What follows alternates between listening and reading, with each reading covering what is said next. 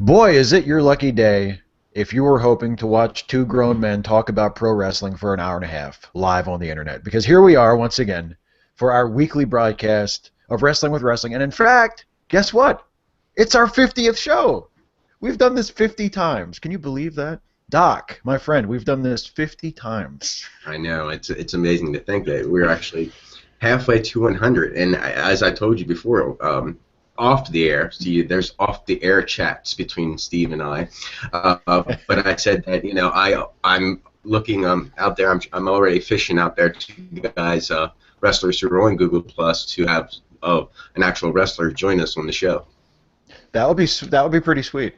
That would be pretty sweet. Yeah. I always like to hear like what other guys in the business think about what wrestlers think when they watch Raw. You know what I mean? Like Jim Ross has been trying to do that lately. Like he'll have a wrestler on as his guest on his podcast, and they'll review like the most recent pay-per-view.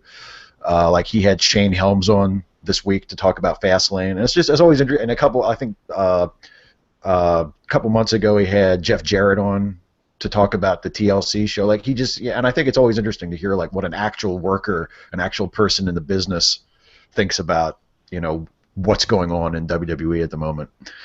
So that would be pretty cool. Honky Tonk Man, he's really good at doing that, talking about what's going on in the business right now. Steve Austin's great at it, Oh, Steve Austin's amazing. He shoots from the hip when he talks, man. I mean, if it's a smoking gun question, he's going to ask it. He's like the what was that that damn talk show host back in the day that got into it with Roddy Piper. Oh, Morton Downey Jr. Yep. Yes. That's Steve Austin, except he's not blowing smoke in your face. Yeah, Austin. I mean, Austin's instincts are so good that it's a shame that he's out of the business. It's a shame he's not like, on the creative team, because I mean, everything he says I agree with. Like he seems like he just has such an intuitive sense of where things ought to go and what's working and what's not working. And I listen to his podcast when he talks about WWE, and I think, Jesus Christ, why can't he be working for the company now? Like why can't he be in creative? Because he's just on the money every single time. Just standing over the writers as they write, and when they write something bad, he'll come over their shoulder and like, what? That's all they need. What? That's all they need. All they need to do, he doesn't even have to show up. All they have to do is like email him a copy of the script for the show a couple hours before showtime, and he can just email them back like his copy where he'll just write what under all the shit that doesn't work. What? Intercontinental champion losing a non-title match. What? Again, what is this shit? Yeah. Jesus Christ, son.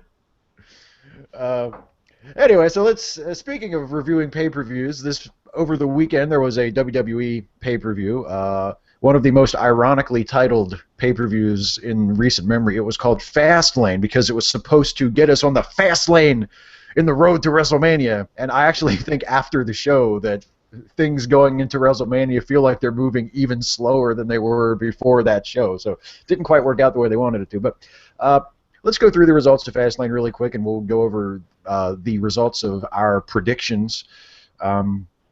First, the first match was a match that we didn't have predictions for because they hadn't announced the match when we did the show last week, but it was a six-man tag of Dolph Ziggler, Eric Rowan, and Ryback versus Seth Rollins, Big Show, and Kane. Again, no prediction on the behalf of Doc or I because this match was not announced at the time, but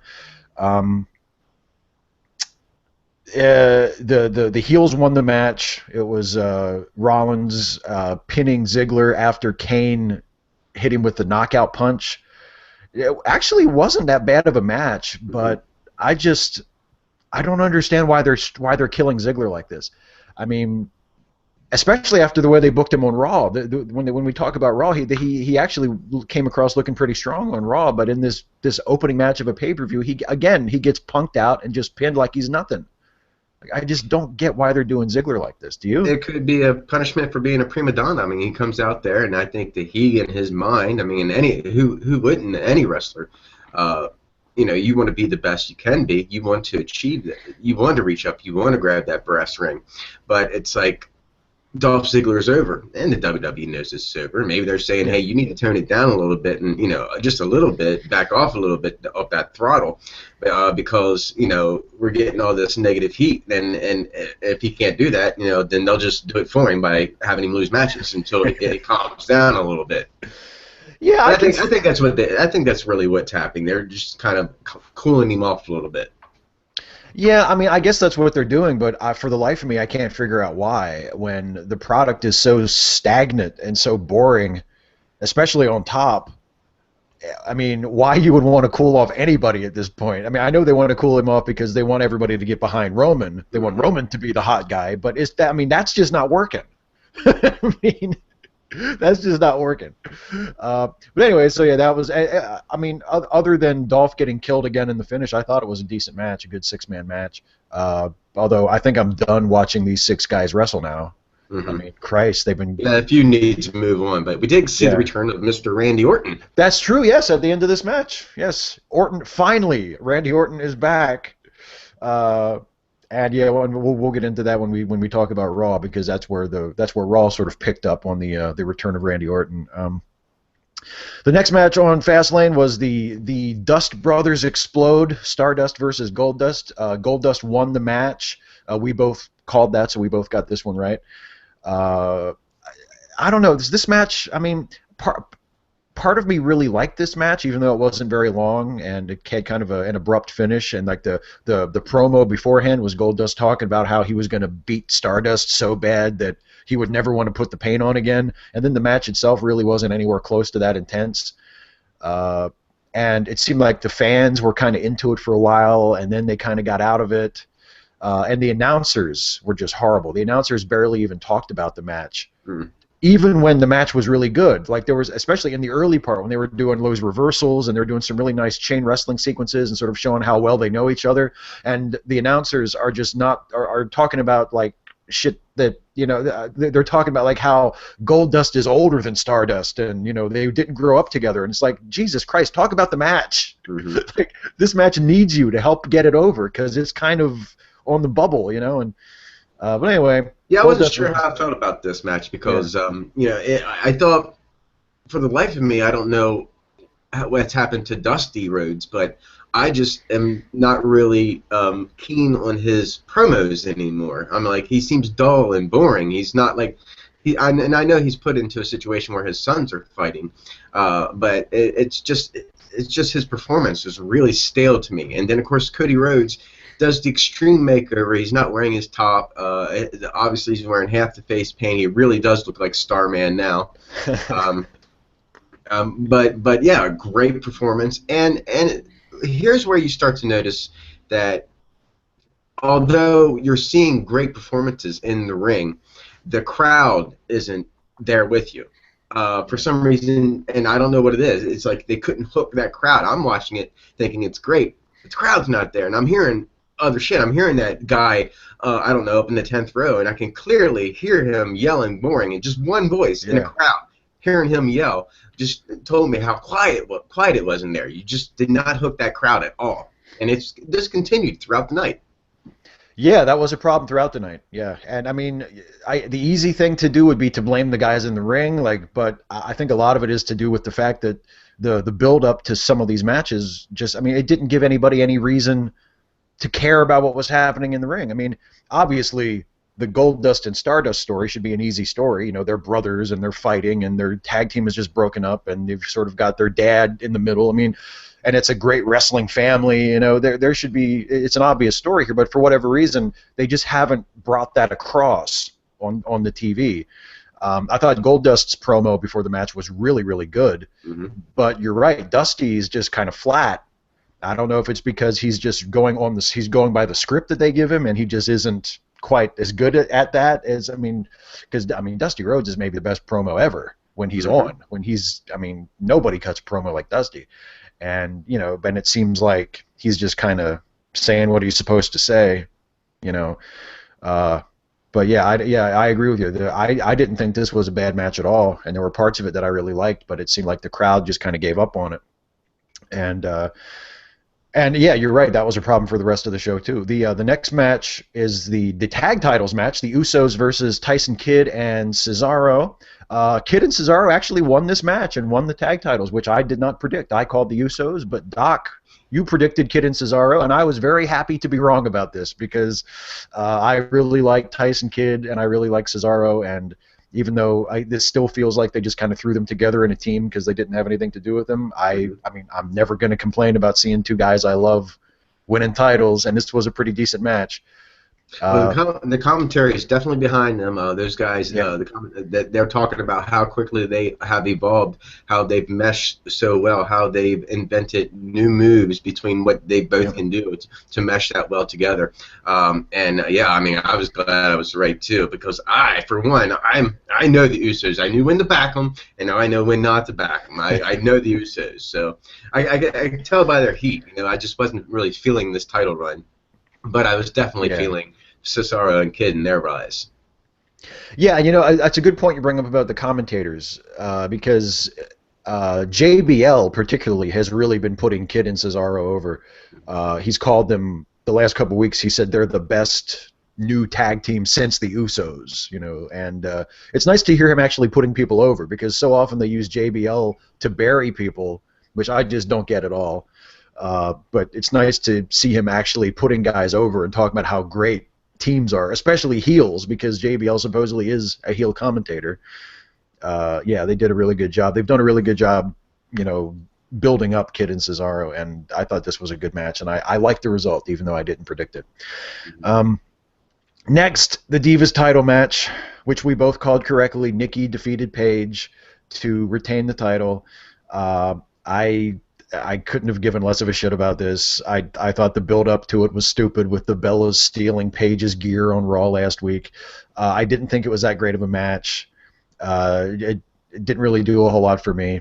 I mean, it just felt like a popcorn match. It's a shame that when you hear like Triple H going on Steve Austin's podcast talking about how he wants to put more focus on the women, and you watch NXT and the women fucking blow the roof off the place and have awesome matches, and then hear the Raw Divas, the WWE Divas, in their title match on a pay-per-view, and it's just okay, not terrible, not great, just kind of there. Yeah, I mean, I'm wishing that Paige would just go back to NXT where she can go fucking wrestle because Yeah, it seems that I'm not excited about when she comes down to the ring anymore. It doesn't excite me one bit. It doesn't make me feel like I'm about ready to see a really good wrestling match. And of course, it's whoever compliments her too in the ring, like Nikki Bella.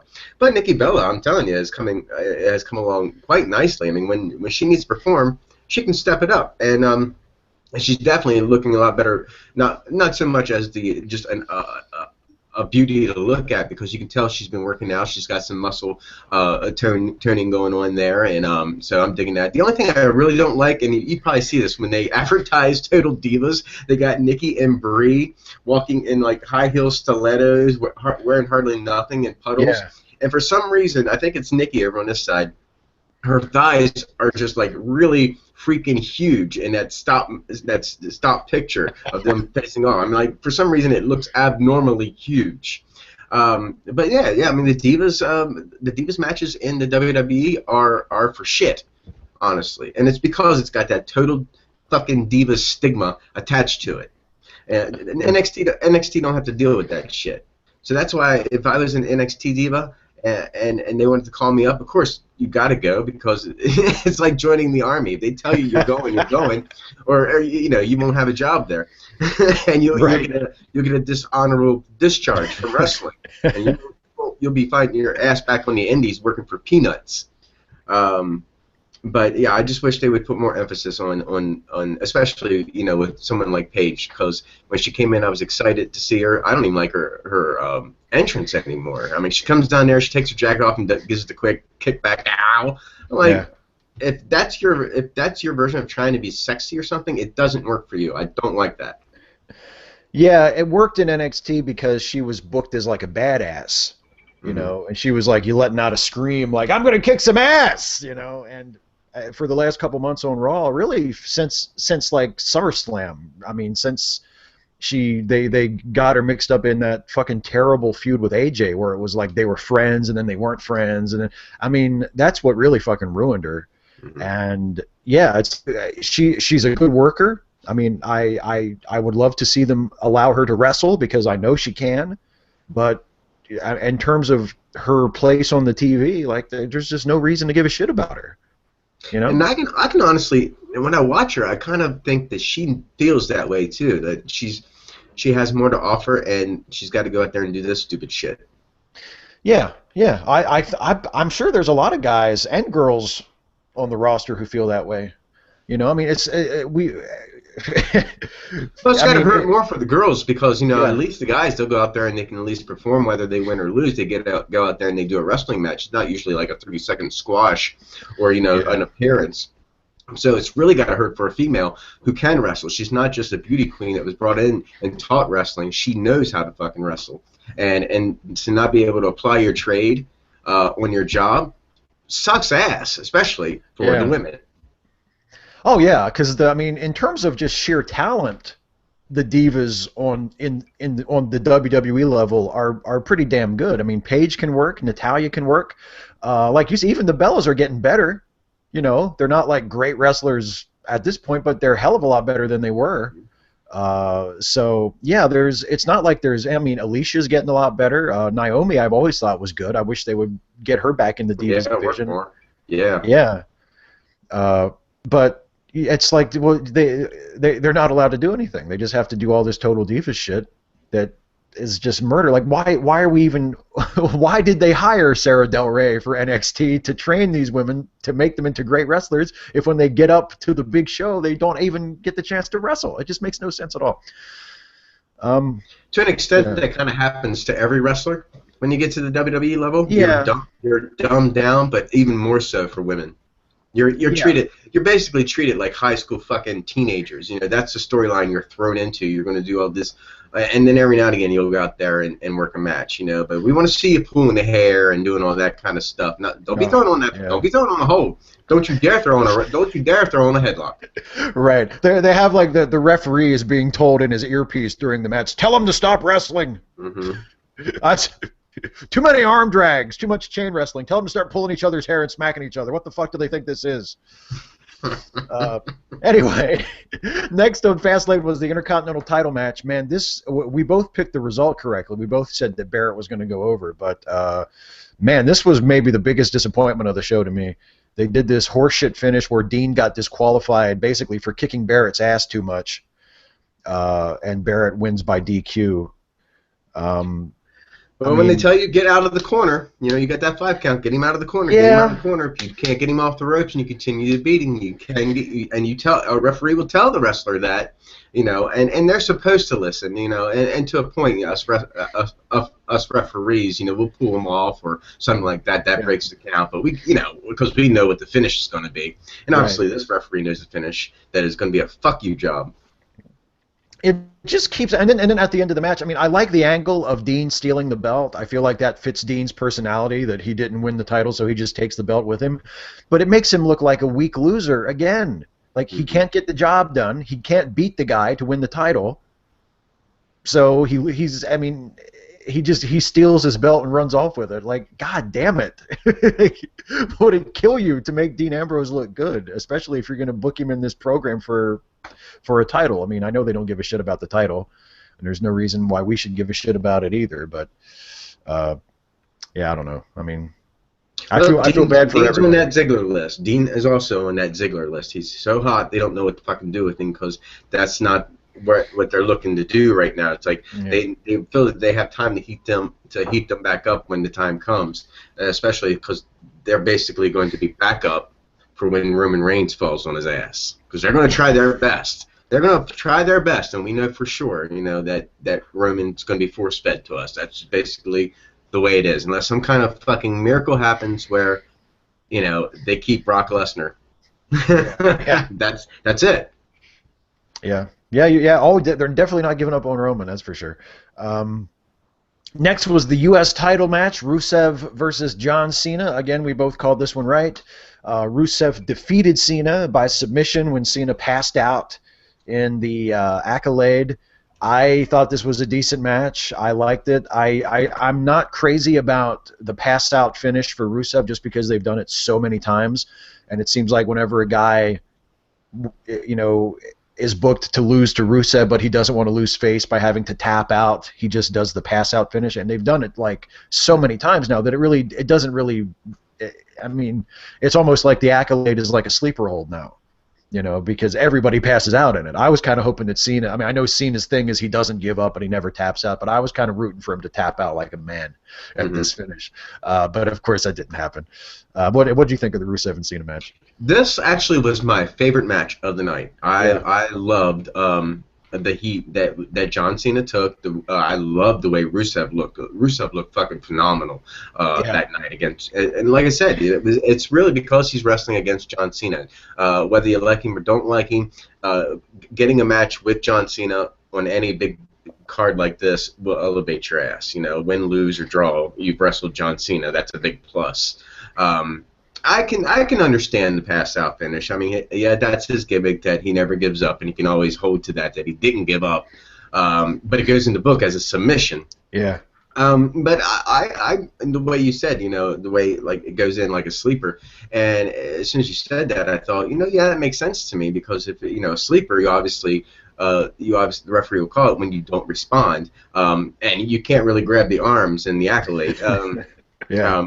But he tried like a fucking Dickens. I mean, he kept throwing fucking John Cena back in that thing, and I loved it. I love that too. John Cena was trying to fight and all that stuff, and he's like, "Fuck you, give me your arm again." I love that shit. That's one of my. Those are some of my favorite spots, when a guy is fighting to get out of a submission hold, and the guy keeps just putting it right back on. That gets me every time. I love that shit. But yeah, and because of all this and the psychology of this match, this goes down as not only my favorite, but it will probably be shown time and time again on Botchamania, because god damn it, John Cena, shut up! Oh god, I know. The crowd was so quiet you could hear everything. The camera work was so shoddy you could see him talking. I know. I mean, you would think like this is 10 years now. Cena's been wrestling at a top main event level for 10 years. You'd think that he would figure out that he doesn't have to call spots from across the ring. I mean, Jesus, like he loves to do these where he'll like be on the mat on his back, and the other guy is like fucking 5 or 6 feet away, and he'll turn his head and fucking call a spot. It's like, Jesus Christ, man. Yeah. Yeah, hey, give me a suplex. That spot where they went from corner to corner, you clearly saw John Cena tell him to put up the elbow. Yeah. It's like, John, we're watching this, right? There's like 10,000 people in the room, and there's like 5 cameras on you. We can see it when you call a spot, right? Like, I thought your asses were professional. It's so weird, because like Cena is capable of having these really terrific matches, and he definitely gets the crowd to respond, but it's like Jesus. Well, at least the one thing you can always count on is if you're at a loss in a match and you're wrestling John Cena, he can call it. Yeah, oh, definitely. Yeah. See, I wonder if that's like a joke backstage, if they're getting ready to go out, and whoever's working with Cena that night will go, "So, John, you want to call this one?" Just kidding. John Cena probably walks by the locker rooms and pops his head in and go, "What you doing, writing a book?" I feel like every time John Cena is heard calling a spot, like Bret Hart starts to cry somewhere.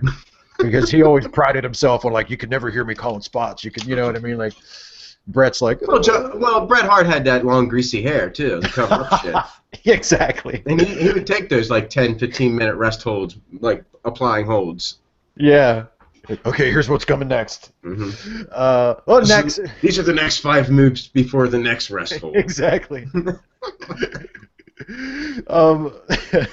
Speaking of guys with long greasy hair, let's talk about Roman Reigns and Daniel Bryan. That was the main event of Fastlane. This was I called this one right. Doc called that it would be a tie or a no contest or some kind of interference from Brock. That didn't happen. Reigns went over clean. So our results for our prediction poll for Fastlane is we each got 5 correctly, so it was a tie. But as far as this Roman versus Bryan match, I thought this was a really good match. I think Daniel Bryan I mean, carried Roman Reigns to easily his best singles match ever, and maybe the best match that he is ever going to have. Like, it's hard to picture Roman Reigns unless he really improves a lot in the next couple months. It's hard to picture Roman having a better match than this in a singles match. Really good match. The finish broke my heart because I didn't because I didn't want Reigns to win. I wanted Bryan to win. And I think the people in the arena wanted Bryan to win too, but it was good. I mean, it was well done. And if this doesn't get Roman over, and I don't think it did, then I don't know what the fuck to do. I mean, if you got Daniel Bryan in there busting his ass, carrying you to an awesome match and putting you over like God, and even like shaking your hand and saying you better beat Brock after the match, I mean, like if that's not good enough, I don't know what the fuck it's going to take. But I don't know. What do you think of this one? Well, I don't think that putting him in a set of matches with Daniel Bryan and giving him that rub because Daniel Bryan's that hot. So, and you know, sometimes matches will do that. You know, we'll build another character. So they put him in against their hottest guy and they give him a matchup. And Daniel Bryan did a hell of a fucking because Daniel's great like that, man. And whether you're a fast-moving guy or whether you're a big fucking brute like Roman Reigns, I mean, that guy will work. Yeah, we've seen it against matches with Kane and the Big Show. He finds a way around those obstacles and will still bring you to your fucking knees. He's that damn good. And no matter how much he's rubbing on Roman, it's just not working. The fans don't want to see it. Yes, I agree with you. And I myself, on my prediction, you know, I tried to predict it the way I'd like. I really was just kind of kicking and screaming. You know, I'm like, I know you're going to fucking do this to me, but I cannot bring myself to back Roman Reigns. I don't care what the fuck Paul Heyman says, and he's fucking crazy. I can't bring myself to back Roman Reigns. No, it's just not working for me. I mean, it's just I keep saying this over and over again. Like every time we talk about this, it's nothing against Roman. I'm sure he's a nice guy. He's a young guy. I would like to think he has a good future in the business, but it's just not working. Like it's just not working. And yeah, if you expect to get by Brock Lesnar, honestly, the guy that will test you like fucking luggage. If you think it's supposed to be believable to us that you're going to beat that guy, the guy that destroyed the fucking Undertaker. Yeah. Then you're fucking sadly mistaken because Daniel Bryan took you to fucking school. That's the thing is they've booked Brock so incredibly strong, which I think is good. They should book the champion to be strong. I mean, he beat the Undertaker, and then just remember at the Royal Rumble he fucking beat Cena and Rollins in a triple threat match. Basically, you know, just got put through a table, got up, got back in the ring, and won the match inside of like a minute. I mean, he's a beast. He's booked as like this unstoppable killing machine, and Roman Reigns just feels like a guy. Like it just, there's no sense of momentum. There's no sense of destiny. There's no sense of like, ooh, Roman Reigns, he's really picking up speed. He's going to be the guy to beat Brock. It's just like, no, Roman's just a guy. And the first thing people need to stop saying, you know, I don't care if you win the Royal Rumble. You do not come out and brag that you went through 29 other fucking superstars to win the Royal Rumble because you didn't go through 29 superstars to win the Royal Rumble. I mean, it's one of those statements that drives me fucking crazy. Is that supposed to make you look tougher? Yeah. Because it's based on a lie. Yeah, especially if you're a babyface. I mean, if you're a heel, I can understand maybe wanting to say that to brag on yourself. But if as a babyface, you shouldn't say that unless you're Hulk Hogan, because Hulk Hogan as a babyface was pretty much a heel, and he used to say that shit all the time. You know, but so yeah, that was Fastlane. It was. I didn't, in terms of match quality, I didn't think it was a terrible show. There were some really strong matches on it. The Cena Rusev match, the Roman Bryan match, the tag match. The six-man was good too. I mean, in terms of match quality, it was a strong show. But you know, I'm not feeling Roman.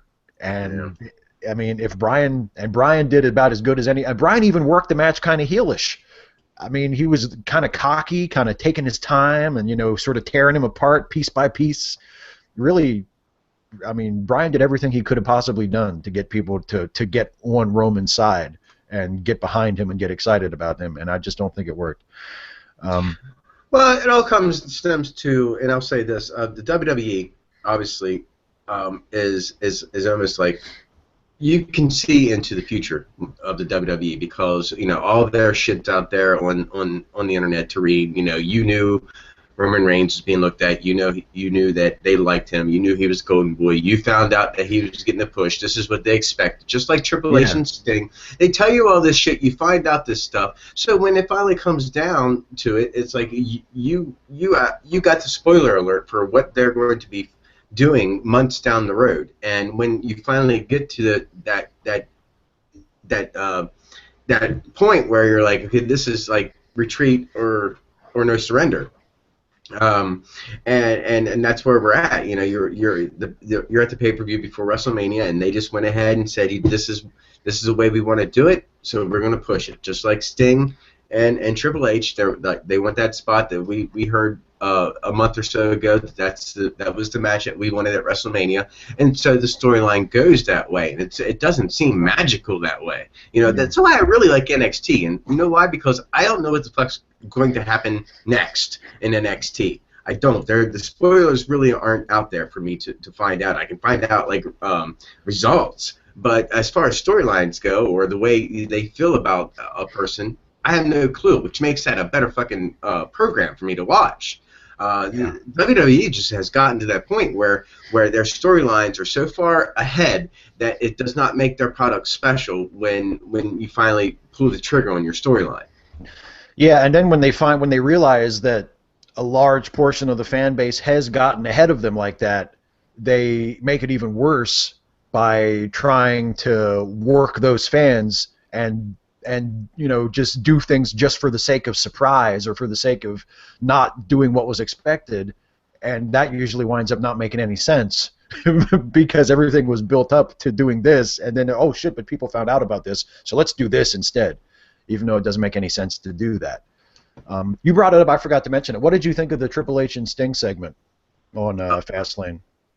The fact that they are not letting Sting talk, Yeah. it was really lackluster to me. It didn't really mean much. He came down, he pointed the bat, and he kept pointing the bat at Triple H. And Triple H, being that cerebral assassin, was just submitting back in the corners like, oh, please don't hit me with the bat, Mr. Sting. But it got over. It's telling a story. I know they've been at the facility practicing this match. Did you hear that, John Cena? They've been practicing this fucking match.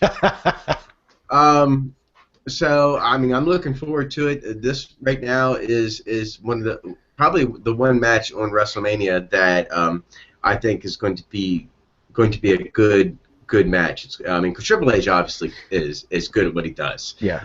We haven't seen Sting since his TNA days, and I'm not sure what kind of conditioning he is, but he's in. But I'm sure Sting's just fine. The guy can work magic.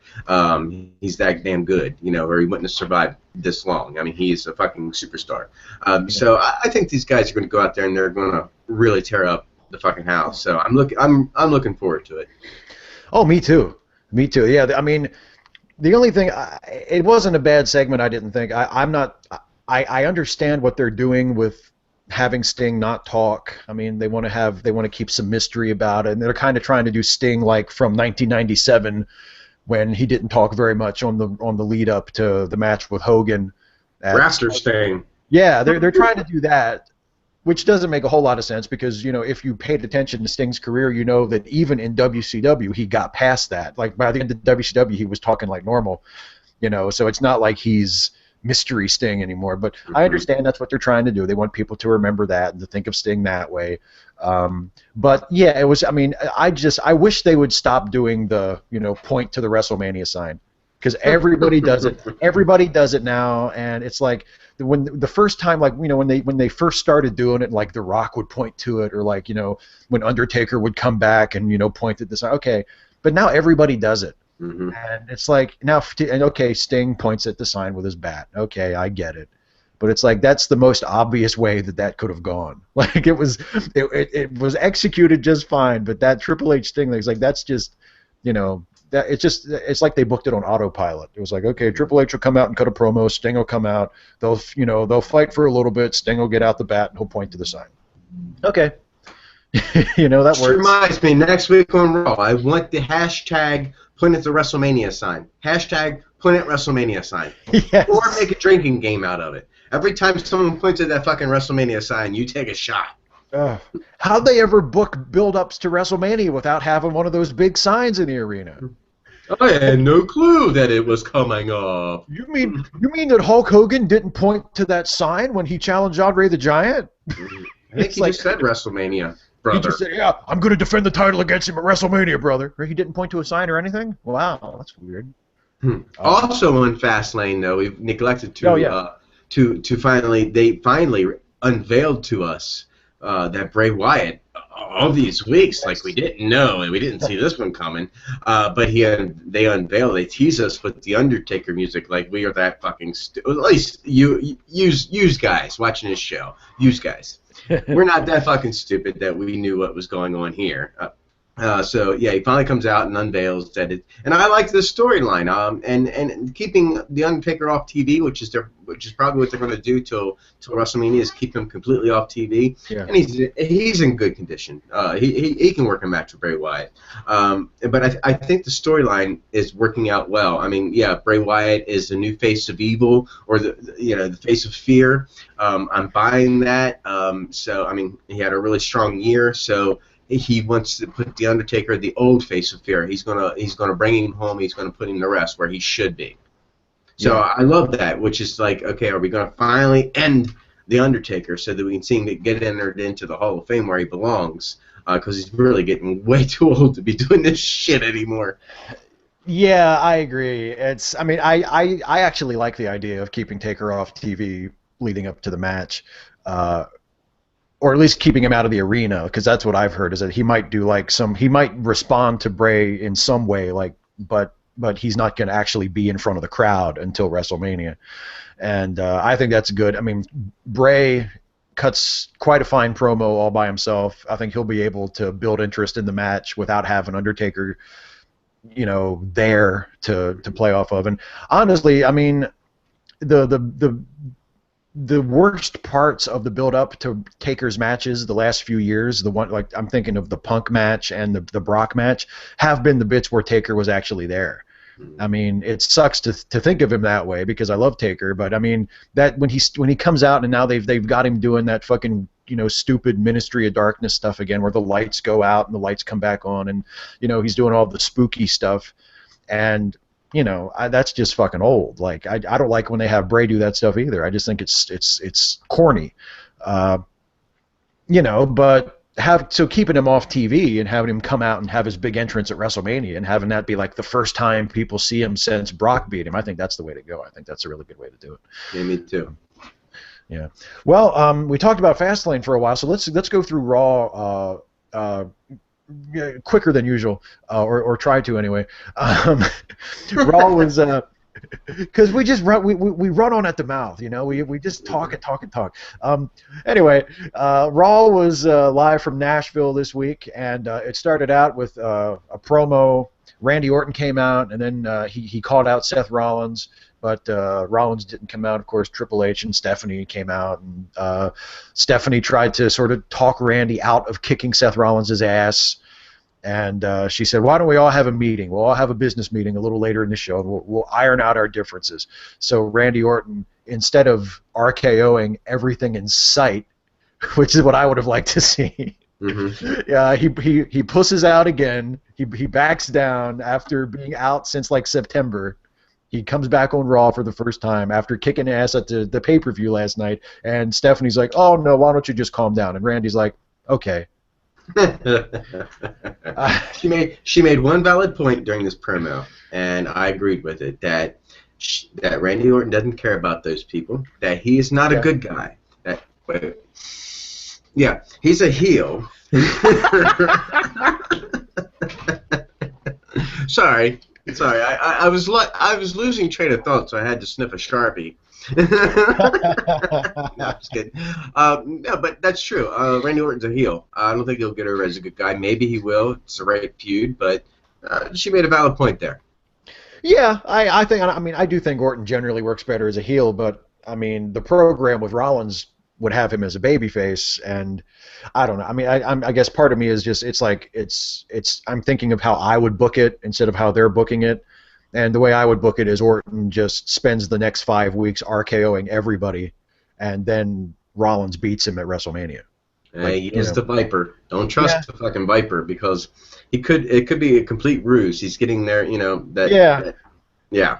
yeah, I He's know. just kind of getting their trust behind them before he fucks them over completely. But it should be interesting. Yeah, and I mean, I'm hopeful that the match will be good. I think Orton and Rollins can have a good match. Um, What's nice about it? The nicest thing about it is that you're still on the fence. Like, is this really happening? Is yeah, this the way they're going to do it? So that makes that match more of a surprise, even though that we're still expecting it. They haven't pulled the rug out from under us yet.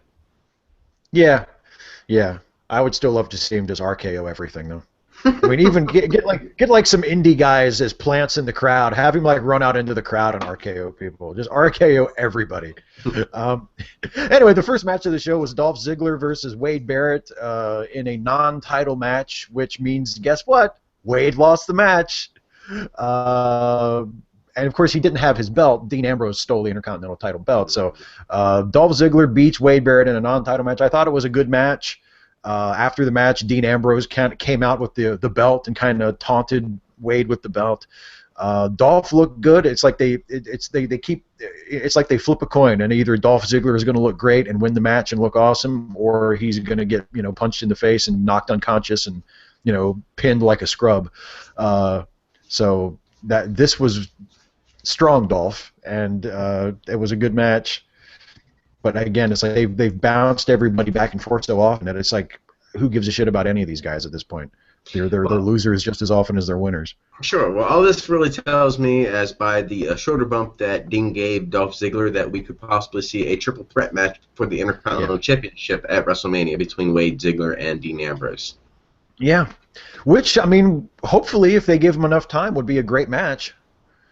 And I guess that means Bryan's wrestling Sheamus, like they've said for the last 3 years. They're finally going to do that Bryan Sheamus match that nobody wants to see, that nobody gives a shit about.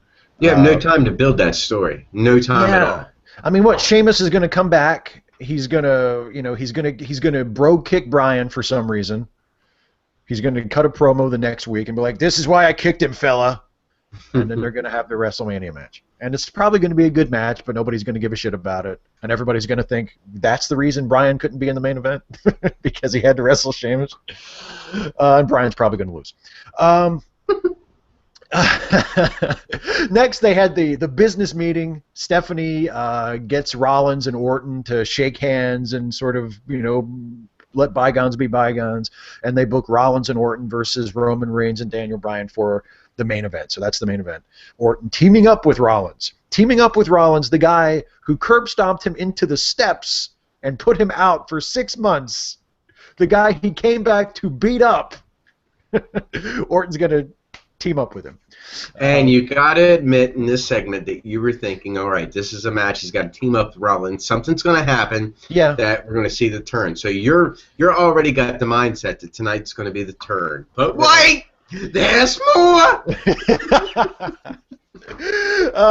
Next, the primetime players defeat this jobber team called the Ascension. I love Titus O'Neil and Darren Young. I think they're both great, especially Titus. But I have in my notes here, why call up the Ascension from NXT just to use them as enhancement talent? Because that's basically what they've been. I mean, they did win that match against the New Age Outlaws, but other than that, they've been promoted and presented as just losers ever since they showed up. Well, they promoted them as a flawless team. They had not won. They had not lost a single match yet since they had debuted. Not that has been very long. Right. And their first fucking loss is a team that has not been together in so long. The primetime players. I mean, honestly, that's your first loss. I mean, I know you gave a beatdown after the matchup, but I don't think that. I don't know if they've lost faith in the Ascension. I mean, honestly, I am not a full backer of the Ascension. I like them, but I think their rise is a little, too soon. They need to work. They need to be worked in. And a matchup with the primetime players is a good matchup, but it should not have been their first loss. No, I agree. I agree. Especially since the primetime players were sort of thrown back together just to work with the Ascension. I mean, yeah, I don't know. Next was another promo. This was Roman Reigns came out, and then Daniel Bryan came out, and Bryan congratulated Roman said he was the better man last night, wishes him luck on his match against Brock.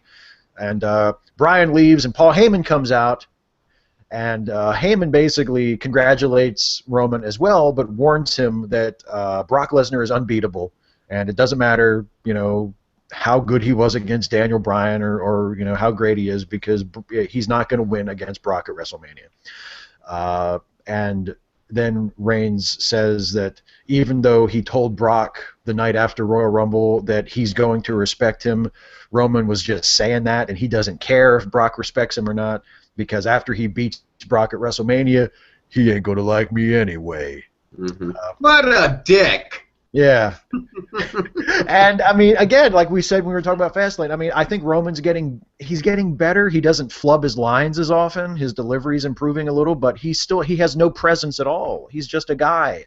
When Paul Heyman is there cutting that promo on him, Roman's just standing there. And Paul Heyman does his damnedest to build him up. It's like, if it was you versus Hulk Hogan, or you versus Bret Hart, or you versus The Rock, or you versus Steve Austin, guess what, Roman Reigns? You'd have got your ass fucking kicked, because those were different times. Right. And if you were who you are now in those times, you wouldn't even been fucking considered for one of those matchups. Paul Heyman was blowing smoke so far up your fucking asses that I was hoping that everybody realized it. Yeah, Roman has got to be the coldest top babyface that they have ever had, because technically Cena is still the top babyface, but they're definitely trying to rocket Roman up there as the number one babyface, and he's, in terms of his positioning on the WrestleMania card, he's the top babyface. And when you think about those guys like Rock or Austin or Hogan, when he was a babyface back in the glory days, like when a heel would come out and get in their face in the ring and cut a promo at them while they're actually there in the ring, even though they weren't talking, they were like looking at the crowd, they were reacting to what the other guy was saying, they were doing things, really subtle things, but things that really good top guys know how to do to get the crowd on their side.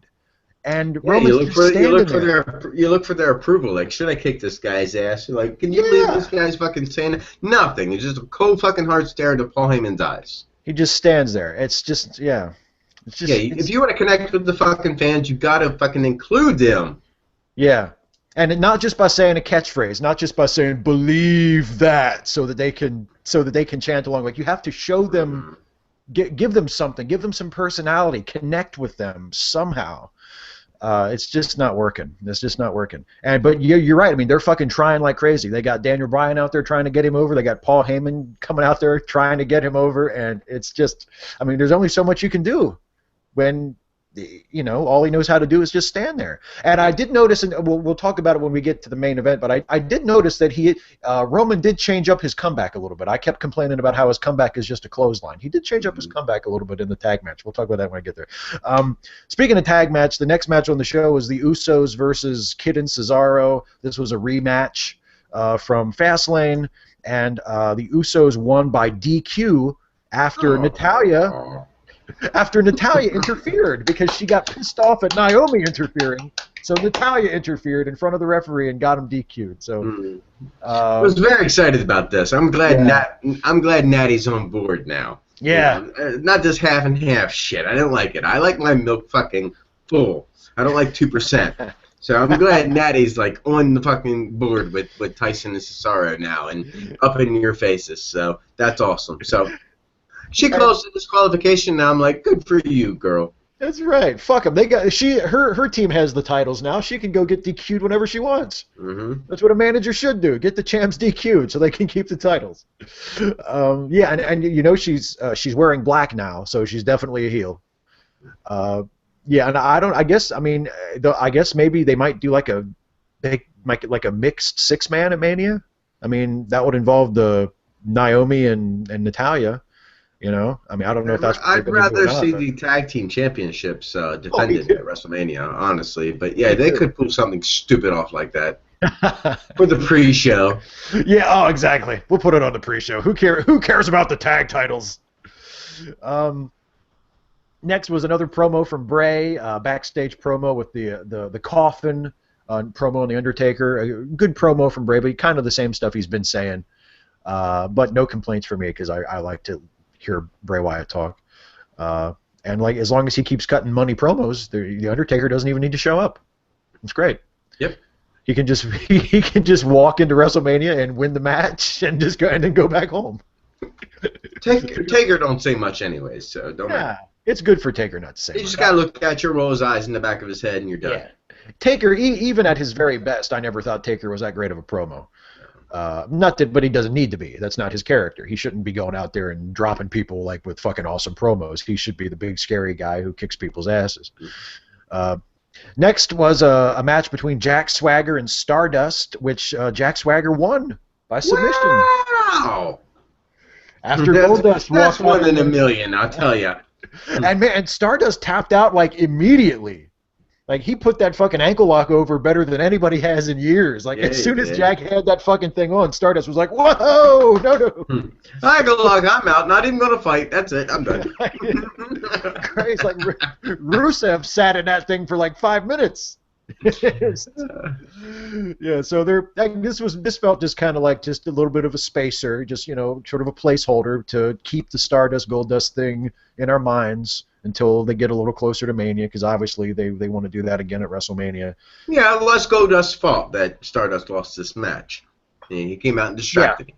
Yeah, he came out and it was one of those things where the wrestler in the ring is so worried about hearing someone else's music being played that he gets all distracted and loses the match. Mm-hmm. Next promo, John Cena comes out to talk about losing to Rusev. He admits that Rusev beat him, and Rusev comes out and says, Cena, you gave up. And Lana's like, well, you lost just like we said you would. Mm-hmm. And Cena says, well, yeah, I lost, but what I mean by never give up is I always get back up and keep fighting. Like, I never give up the fight. Okay, sure. And he didn't give up technically, like we said. He passed out. And he challenges Rusev to a rematch for the title, the U.S. title at WrestleMania, but Rusev says no. Good for him. Exactly. Good for him. First off, John Cena, I don't think you've fallen so far that you need to be contending for the United States Championship. And if the United States Champion says you do not deserve one, because you're really not in contention anyways, and you just lost, go to the back of the fucking line, sir. You don't deserve one. But yes, I mean, yeah, we're going to see this, and hopefully, I don't know. I'm on the fence about this. I think it's one of those good, nice feelings that the evil Russian loses at WrestleMania. I think that works, and John Cena being the American hero doing that, it works. But I like Rusev so much. I'm like, oh, come on, don't let this happen. Oh, I know, man. You know what? I mean, they're not going to do this because it's like they're addicted to John Cena. They can't ever let him go, but it would be great if Rusev would win the fucking WrestleMania match and then John would just take 6 months off. Just let him take a nice vacation. Mm-hmm. And then he can come back fresh. Maybe they can do him and Rusev at SummerSlam when he comes back. Maybe by that time Rusev will have lost the U.S. title. They'll be starting to move him more up toward the WWE title picture. I don't think that's going to happen. I think they're going to work John Cena till he dies. There's no need for John Cena to take a vacation. He doesn't want to, because he doesn't even want to commit to his fucking relationship. Oh, shit. Speaking of Cena's relationship, she was in the next match. It was the Bella Twins versus Paige and Emma. And there was a weird, like the timing was off on the show because they had Paige and Emma come out for their entrance for this match. And Michael Cole said this match is coming up next. And then when they came back from commercial, they played this highlight video about Sting. Mm-hmm. It was a good video. Like, it was a really cool video. It covered like his whole career from his early WCW days all the way through the end of WCW. And it was a great video about Sting to hype his match with Triple H. But then when the video was over, it's like Emma and Paige had just been standing in the ring the whole time. It's like they mixed up their entrance or something, and then the Bellas came out, and the match was over in like 30 seconds. Yep, and neither there was no match. He was in the ring. No. Yeah, so somebody must have fucked something up there. That just felt weird. Mm.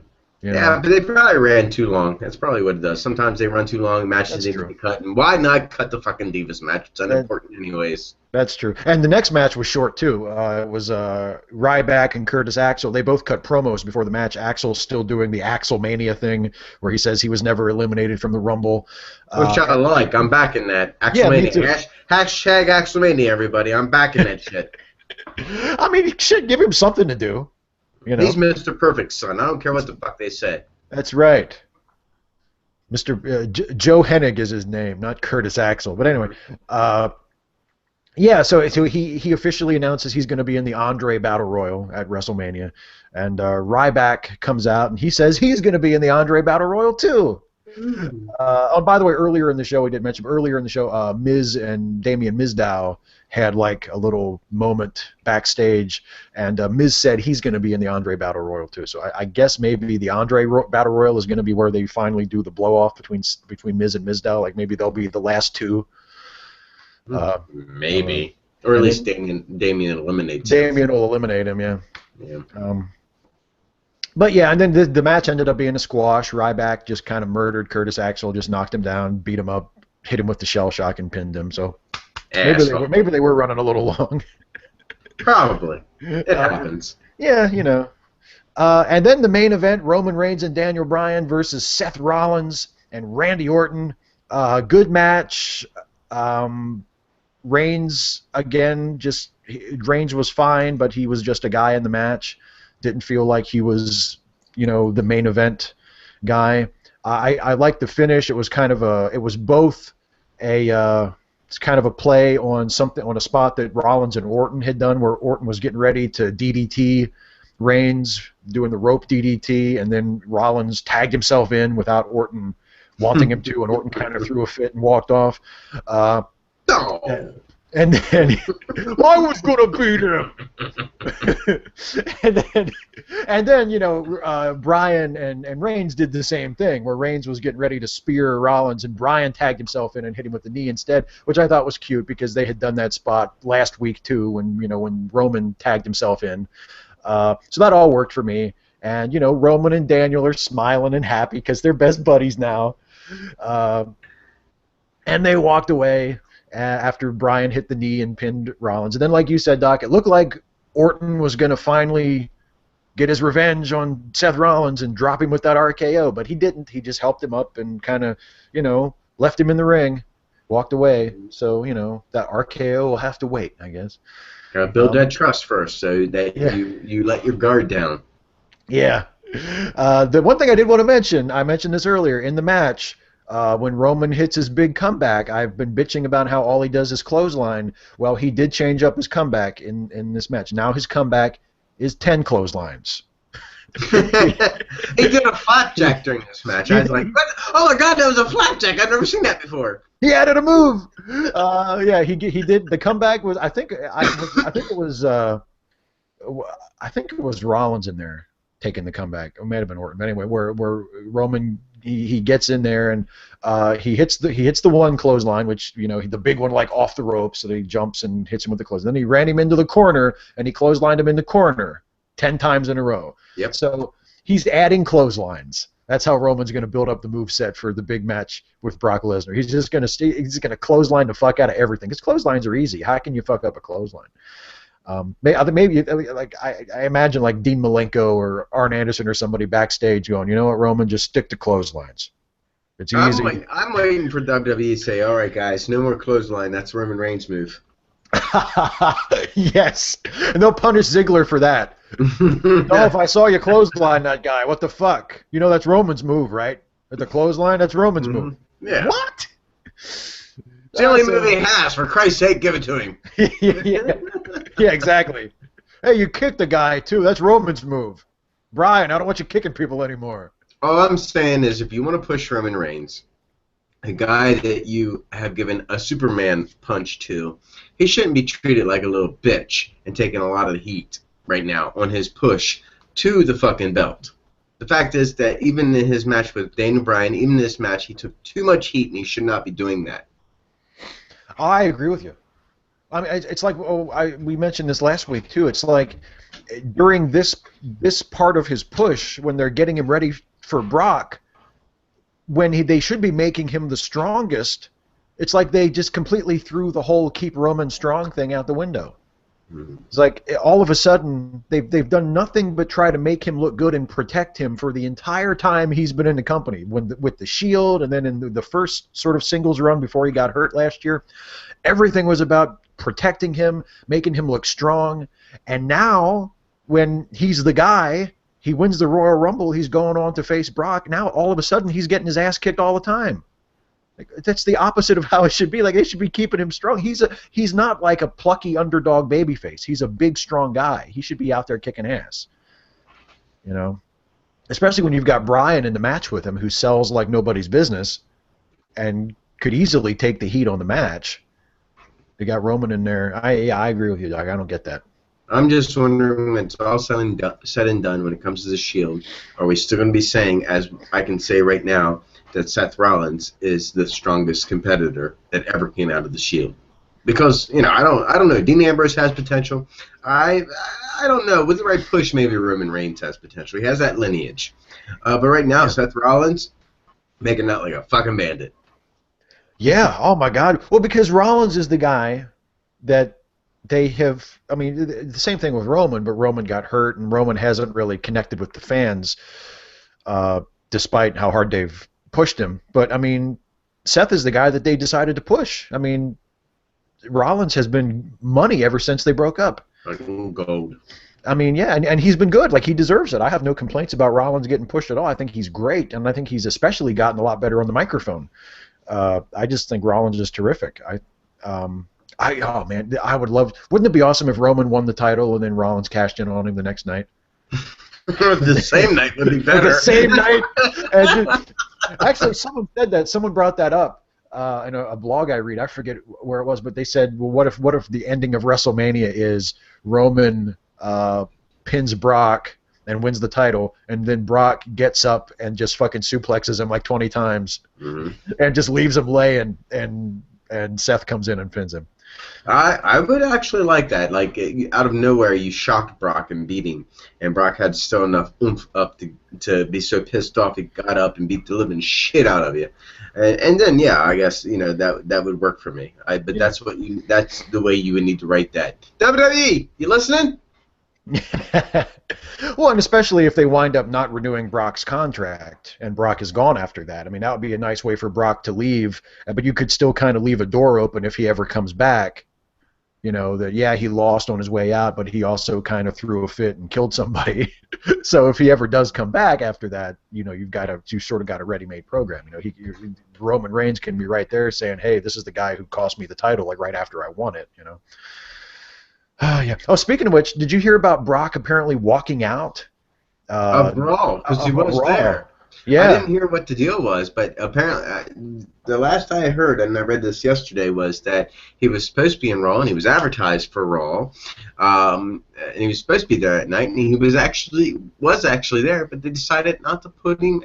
For some reason, he didn't actually go on TV.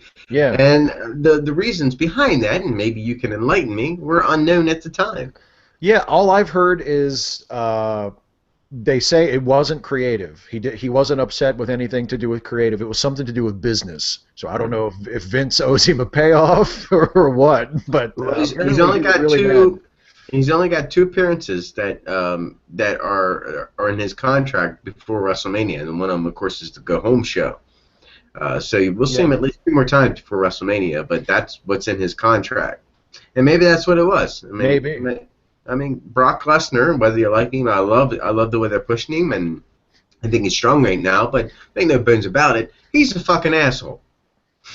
Oh God, yes. Yeah, absolutely. I mean, I think that's probably, that's probably why he doesn't really give a shit about the creative, because he's just there to get paid, and that's why I didn't really, when I read that rumor that he walked out because of something to do with business, not creative, that didn't really surprise me, because I don't think Brock really gives a shit. I think as long as they pay him, Brock will do whatever they tell him to, because he's just there to get paid. And but yeah, maybe that's it. Maybe that was what the conflict was. Maybe they said something to Brock about, "Hey, we're going to need you for Raw next week too," and he was like, "Well, that's not in my contract. You're going to have to." Yeah, and they were like, "Well, gee, come on, Brock, do us a solid." And he was like, "Nope." Oh, come on. You can afford it, WWE. Linda's not running for politics this year. Right. Just oh god, just make one less stupid shitty movie that nobody's gonna see. I Yeah. mean, it's not as if if they need to fatten up Brock Lesnar's contract a little bit to pay him for some extra appearances. I mean, Christ, it's not like they can't afford it. Just make one fewer stupid movie. There you go. You can pay Brock for an extra year. Jesus. Uh, but so I mean that was Raw. It felt a little flat, maybe because Brock wasn't there, because Taker wasn't there. It didn't feel like the first WrestleMania or the first Raw, like on the road to WrestleMania. It didn't feel like a really big, exciting episode of Raw. I mean, even Orton being there didn't really make that much of a difference because it seems like they're going to do the slow burn with him and Rollins. So it just kind of felt like just an episode of Raw. Some good matches. But they've got 4 more weeks now to make people give a shit about WrestleMania. 33 more days. 33 days. So just think how many people will point to that fucking sign. Mm-hmm. Now there was another announcement during the show, and we talked about it a little bit on the Facebook group. They announced another inductee into the Hall of Fame. The Bushwhackers are going in the Hall of Fame. Yes, I'm very excited about this. I love the Bushwhackers. I mean, there has been a lot of heat on fucking Facebook because there are so many deserving tag teams, and I agree with you. There are so many deserving tag teams that belong in the WWE Hall of Fame, and that is so true. And so do the Bushwhackers, and this is why. Sure. They've been around since 1964. This is a tag team that has never fucking split up. They have entered into some of the bloodiest matches in wrestling history. They've been served with a dumbass gimmick in the WWF and fucking ran with it, and it got successful. And they are some of the friendliest and nicest guys I've ever fucking worked with. Yeah, I have nothing against the Bushwhackers. I left a kind of a smart-ass comment about it on Facebook saying, the Midnight Express aren't in there, and the Rock and Roll Express, and Demolition, and the British Bulldogs, and all these legendary tag teams that are not in the WWE Hall of Fame. But they decided that this year the Bushwhackers have to go in. But I mean, yeah, I have nothing against the Bushwhackers. I mean, I think just the fact that they were a team for so long, and especially a team for so long in the WWE. Even though they never really got all that close to the tag titles, they were mostly booked as like a comedy act. But they were solid and they were stable. The Bushwhackers were from that era of WWF tag team wrestling where the teams actually stayed together for longer than a couple of months. Mm-hmm. So the Bushwhackers were a team, and you could book the Bushwhackers in matches on pay-per-views, and you felt like you were seeing something because this was a team that had been together for years and they hadn't split up. And yeah, of course and you know what? I'm going to keep saying it. If Coco Beware is in there, who never won a title in the WWF, and he made the Hall of Fame because of the ring with a bird. Then the Bushwhackers deserve it too. And nothing against Coco. I like Coco. I don't know if I ever saw a match with Coco that I didn't like, but I mean, if Coco's in the Hall of Fame, then the Bushwhackers get to go into.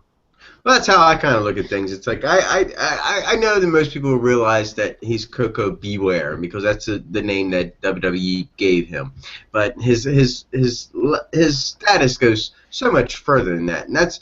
And I like the Bushwhackers. My mom loved the Bushwhackers.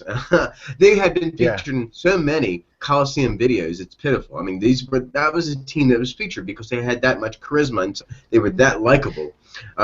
So I'm looking forward to it. And congratulations to Luke Williams and Butch Miller, man. I mean, like I said, I've worked with them, and it's like my what I thought of them, my idea of them when I knew they were going to be working on the show was I was going to going back there with these New Zealanders that were a little bit off the fucking wall, a little bit crazy, and here they are sitting in the locker room. They're in their gear, getting ready. They're ready to wrestle for the night, but they both got fucking glasses on, and they're reading books, and they're as quiet as shit. And I'm like, holy crap! And it's like as soon as that bell rings, man, they turn that up, and they just start going to town, man, being the Bushwhackers. It was just amazing. But, yeah, some of the friendliest guys. And because I had seen so many negative posts on Facebook, I took an old picture with me and Butch Miller where Butch is choking me. And I had captioned it that Butch wasn't too happy about your negative Facebook post. Yeah, I saw that. Yeah. The one thing I am hoping for, because the last couple years at the Hall of Fame, Steve Austin has been there, sitting in the front row. I would love for the Bushwhackers to come out and lick Steve Austin's bald ass head. Just run off stage and just be like, because they would always like lick the fans. Just fucking go out, just lick Austin. Austin would go for it. Or maybe Austin wouldn't. Maybe Austin wouldn't go for it. Maybe maybe the Bushwhackers would eat a couple of stunners in the night that they get inducted into the Hall of Fame. But it'll be an interesting induction speech. Yeah, I'm hoping this turns the corner on inducting at least a tag team every year, and it's really only got to be a tag team every year. So. Yeah. Pick one tag team a year, and that'll give them at least a good 5 or 6 years, because there are so many. Like I said, I mean, Midnight Express, Rock and Roll Express, Demolition. I mean, if you look at the list of tag teams inducted into the WWE Hall of Fame, it's not that long, and a lot of them are guys like the Funks, who were kind of, technically Dory and Terry Funk were a tag team for a lot of their career, but they were inducted kind of just as a family. Like, they were legendary singles wrestlers on their own that got inducted. They didn't necessarily make their greatest splash as a tag team. Someone else mentioned the Freebirds. The Freebirds aren't in there either, which is ridiculous. Yeah, that is ridiculous. Freebirds are my favorite, so they need to be in the fucking Hall of Fame. Yeah, absolutely. Well, speaking of maybe not Hall of Fame level, but a legend nonetheless, let's talk about our Legend of the Week this week, Doc. This is a good one. Yeah, sure. We're still in Black History Month, and to be honest with you, you can search the world over, and it's hard to find that many, because we did some last year and we're doing some this year. It's really hard to find that many, at least in legendary status, black wrestlers. And I searched a lot, and I came up with one that I thought deserved it. You might know him. He's from Kansas City, Missouri, but he resides in Atlanta right now. He stood at 6 foot 5 inches. He was billed from Kansas City, Missouri, trained by Sonny Myers and Bob Geigel. I'm talking about a guy known as the Big Cat, Curtis Hughes, Mr. Hughes. You might know him, the guy that wore the cut-off dress shirt. I work with a wrestler right now, but he's a white guy. Looks like Mr. Hughes. His name is Tony Costello, but he's definitely ripping off Curtis Hughes, our Legend of the Week. Let's talk about it. Let's talk about his early career. While briefly attending Kansas State University, Hughes played on their football team. After leaving university, he trained in professional wrestling under Sonny Myers and Bob Geigel. He debuted in 1987 for Central States Wrestling before moving to the American Wrestling Association. That's AWA for you people who don't know what that means. As a face under the ring name Curtis the Cat Hughes. He moved to World Championship Wrestling in November of 1990, where he was called Big Cat. At Starrcade 1991 in Tokyo, he was billed as Big Cat Hughes and subsequently became known as Mr. Hughes, a heel enforcer gimmick with a suit and constant frown. He was a member of factions of the York Foundation and also teamed frequently with Lex Luger, Cactus Jack, and Vinny Vegas. Fucking Kevin Nash. Stupid gimmick Kevin Nash did. In summer of 1992, near the end of his WCW run, he turned face and became Big Cat again, teaming with Junkyard Dog to feud with the Vegas Connection. After a short stint in the United States Wrestling Association, Hughes had another in the World Wrestling Federation. He had another stint in the World Wrestling Federation as part of a feud between The Undertaker and Harvey Wippleman. Hughes stole The Undertaker's urn, but who didn't back in those days? But then lost every match between them. Sounds very familiar. And he relinquished it. He left WWF soon after. During his stay, he also lost to Mr. Perfect, and there you go. Enough said. He lost to him by disqualification in the 1993 King of the Ring. In October 1993, this is where I like Mr. Hughes. In 1993, Hughes debuted for Eastern Championship Wrestling. After the promotion was renamed Extreme Championship Wrestling in 1994, he became bodyguard for Shane Douglas during Douglas's first and second ECW World Heavyweight Championship reigns. He frequently teamed with Douglas as well as wrestling in singles matches nicknamed the Roughneck. Hughes made two more appearances for the WWF, first as Hunter Hearst Helmsley's bodyguard in 1997, before China replaced him. Why not? Then as Chris Jericho's bodyguard, as Curtis Hughes in 1999, before Jericho turned on him during a tag team match. In 1999, Hughes began working on the independent circuit and later became head trainer at the Atlanta-based World Wrestling Alliance's wrestling school in late of 2003. Hughes worked for the newly formed All World Wrestling League, Big Time Wrestling, and I've worked for Big Time Wrestling myself. In 2006, WWA4 launched a locally aired professional wrestling program, which Hughes co-hosted with announcer and executive producer Taylor McKnight.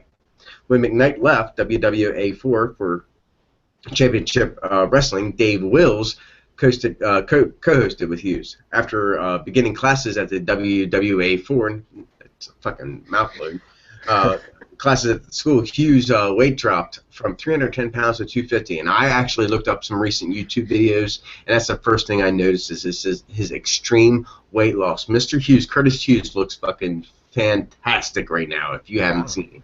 Absolutely, he lost all that weight. Looks great. Wow. In 2007, Hughes began a high-profile Memphis wrestling feud when he called Jerry Lawler a sellout for not showing up for a scheduled match against Hulk Hogan. Lawler worked for the World Wrestling Federation, World Wrestling Entertainment. Sorry about that, guys. Who objected to the match. Hughes shoved Lawler's real-life girlfriend Renee on an episode of Memphis Primetime, and the two battled 3 weeks later at Sam's Town River Palace Arena in Temuka, Mississippi. The match ended when Hughes kneeled and apologized to Lawler before hitting him with a low blow and punching Renee in the face. Good for you. Damn. Thus he lost by disqualification. Which I guess that's good. You punch a woman in the face. That's disqualification. That's a DQ. Yeah. In March of 2011, Hughes headlined the inaugural Redneck Wrestling Organization card in Springfield, Illinois, teaming with Pretty Boy Floyd and Beast to defeat Team Dragonfire. And on February 18, 2012, Hughes won a 34-man battle royal, odd number there, although it's an even number there, I should say, for the vacant Peach State Wrestling Alliance Heritage Championship. His finishing moves were like the Human Torture Rack, that was as the Big Cat. He used the knockout punch as Mr. Hughes. He used the elevated side slam between 91 and 92. He used sit-out power bombs and spinning side slams. Not a whole lot on Mr. Hughes. Like I said, the crop's running thin, and that's a sad case when it comes to wrestling, because I'd love to see more black established stars. But right now, the only black established stars aren't anywhere near the fucking legendary status, so we ain't including them. I tell you what, though, he did that bodyguard gimmick better than anybody. Mm-hmm. I mean, he worked that bodyguard gimmick for so many years in so many different places. And I just think, I mean, he was the guy for that role, especially in the 90s when he would do it in both WCW and WWE and then ECW too. I mean, he was just great at that. It's just the strong, silent guy in the suit who you knew you didn't want to fuck with. Mm-hmm. And he would usually get booked when he did wrestle. They would book him strong enough that he was someone to be afraid of. He was intimidating because he would kick somebody's ass if they got out of line. And yeah, I mean, he might, not necessarily Hall of Fame status, but definitely a guy who worked everywhere and has been around forever and has always been an asset wherever he's been hired to work. Great legend. Yep, because because the WWE will never recognize him, I'm sure. God damn it, we're going to, because Mr. Hughes, strong and silent type, but you gotta love him. Absolutely. I remember when Jericho brought him in as his bodyguard when he first came to WWF. It had been a while because I hadn't watched ECW yet at that point, and so it had been a while since I had seen Mr. Hughes, and I was like, holy shit, it's Mr. Hughes. Well, what's your network recommendation this week, Doc? I get the feeling Mr. Hughes might be involved in it in some way.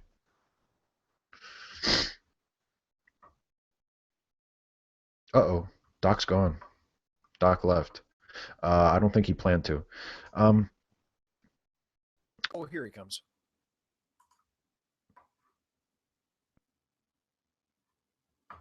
Let's see if he if he makes it back in. Isn't this exciting?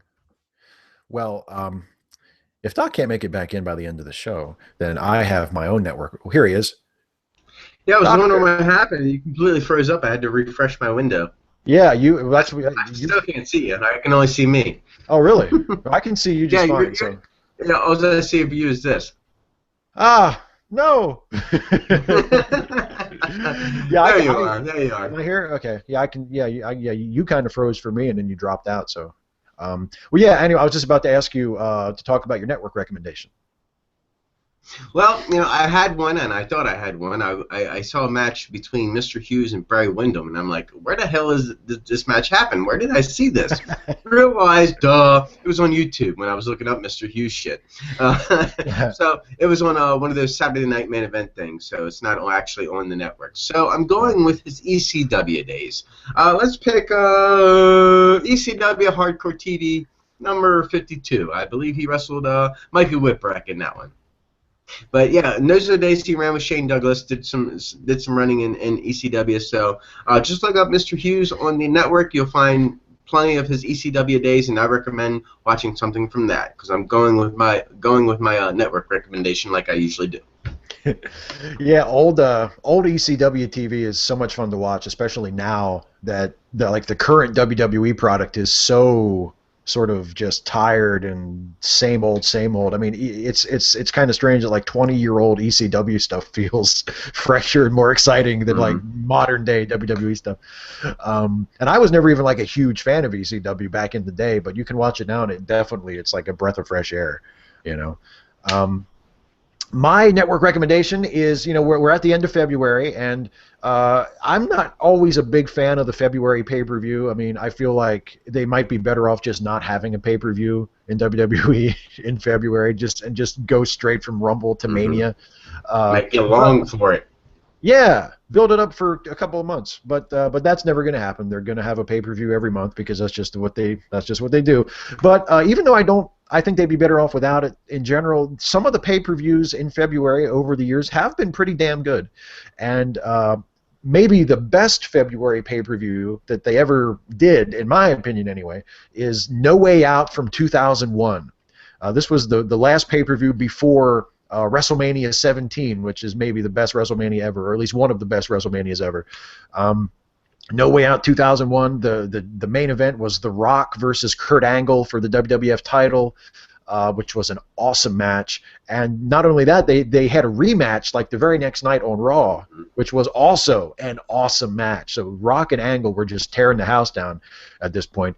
And the other big money match on the show was Steve Austin versus Triple H in a 2 out of 3 falls, 3 stages of hell match, where the first match was just a regular. The first fall was just a regular match. The second fall was like a no DQ match, and then the third fall was a steel cage match. And of course, it went to all 3 falls, and the final fall was a steel cage match, and just an awesome match, just a really great match.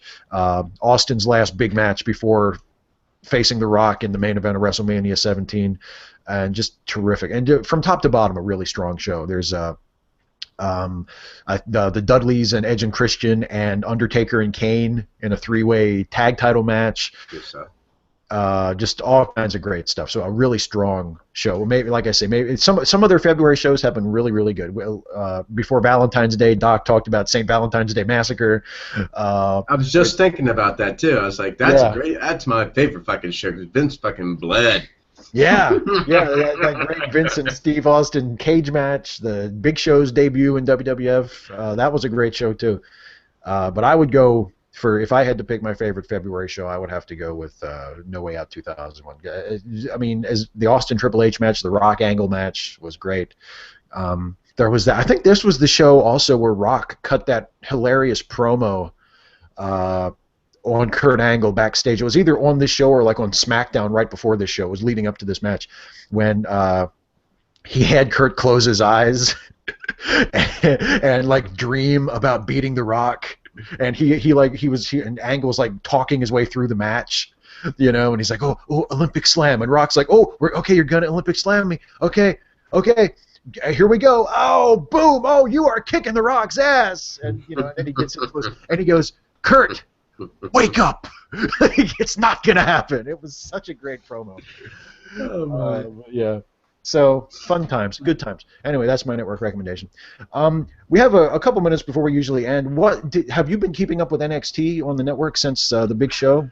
I have not, unfortunately. I look at the results and everything from time to time, and I'm telling you one thing, then, Finn. Yeah. As much as I would like not to see him caught up to the main roster, because NXT is where he belongs, because I like that product. That guy is the fucking future. Yeah, I agree. He's great. He's great. Did you see the Rhino is in there now? Yeah, Isn't that awesome? That was my happy birthday. That that a new Rhino is coming over there, and I'm like, that's what you need. And so is Brian Kendrick. Brian Kendrick is coming back to NXT. I'm like, that is what that fucking product needs, is some established stars that can kick some ass, but they're not established where they get over on the main show. So let's put them here. Absolutely. And hey, and if Rhino is going to be in NXT, Roman Reigns had better work on that spear, because his spear is not exactly Rhino's gore. When Rhino gores somebody, that you fucking know you saw something. He fucking cuts dudes in half with that thing. Yeah, and man, that if you get a chance, try to watch last week's NXT, because the Kevin Owens versus Adrian Neville match in the main event is fucking spectacular.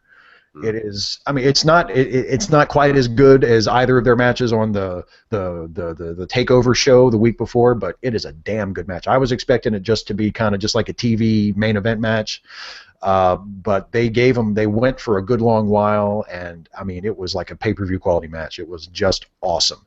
I hope Kevin Owens is champion forever. He is great. I can live with that. Yeah, absolutely, I can live with that. He is awesome. I mean, his rise to the top in NXT came pretty quick, but obviously they have complete faith in his ability to carry that company. So. Yeah. I love the fact that he's a heel, but he's a heel with motivations you can understand. Like he comes out and says, "I'm doing this to make a better life for my family," and he's a heel because he's ruthless and he goes out there and hurts people. But I mean, he has an understandable motivation. Well, anyway, fuck it. Let's wrap this baby up. What do you say? Well, first off, I say you may have seen this guy on like before Steve's videos. If you ever come across one where he's sitting at a table and he's a big ripped like Asian guy. I'm not sure. I'm not going to insult him, but he's like just chowing down and this food. He's like, you want to know a secret? Blah, blah, blah, blah, blah, blah. Let me tell you all a secret, people. You can eat whatever you want. I mean, basically, I like to live I like to introduce you to the live fucking happy diet, where you can eat whatever you want, because you can live healthy, you can eat whatever you want, you can work out every day, but I'm going to tell you what, you're going to feel like a damn fool in the end when you die anyways. So just live the way you want and be happy. That way, at the end of your fucking journey, you can say, God damn it, that was fun. Great advice, right? Words to live by.